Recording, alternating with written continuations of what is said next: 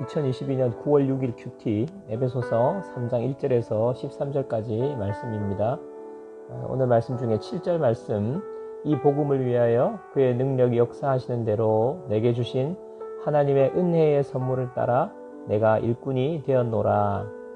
바울은 자신이 하나님의 일꾼이 되었다고 말합니다. 바울은 지금 복음을 전하다가 감옥에 갇혀 있습니다. 유대교의 젊은 지도자로서 혈기가 왕성하였고 예수 믿는 사람들을 잡으러 다닐 정도로 예수님에 대해 적대적인 사람이었던 그가 하나님의 일꾼이 되었고 자신이 감옥에 갇히게 됩니다. 바울은 지금 자신이 처한 상황을 후회하거나 부끄러워하지 않습니다. 왜냐하면 진리 되신 예수님을 만났고 인생의 참된 목적과 의미를 발견했기 때문입니다.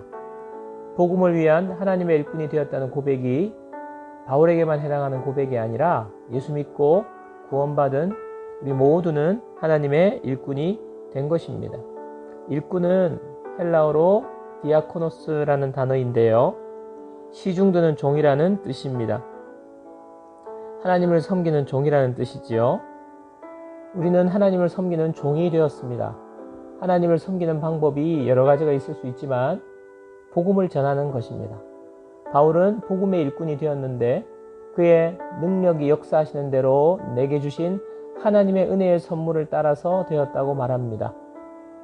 자신이 일꾼이 된 것도 하나님의 능력과 은혜의 선물일 뿐만 아니라 자신이 이 사명을 감당하는 것도 자신의 학벌과 재능으로 복음을 전하는 것이 아니라 하나님의 능력이 역사하시는 대로 일꾼된 사명을 감당한다는 것입니다. 은혜의 선물을 따라서 일꾼된 사명을 감당하는 것입니다. 하나님의 능력으로, 하나님의 은혜로 우리는 복음을 전하는 것입니다. 하나님께서 나를 복음의 일꾼으로 삼으셨습니다. 하나님을 섬기는 종으로서 일꾼이 되게 하신 것을 감사합시다.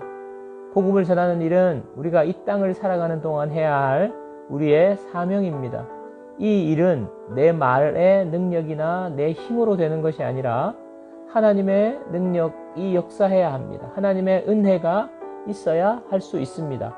적용 질문입니다.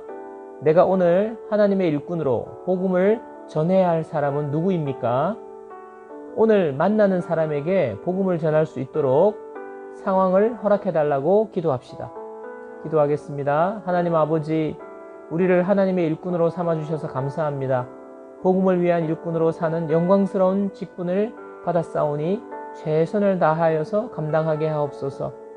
복음을 전하는 것이 내 말과 내 능력으로 되지 않습니다. 하나님이 역사하시는 능력으로 하나님의 은혜가 부어져야 되는 것입니다. 오늘 복음을 전하는 일에 하나님의 능력을 부어 주옵소서.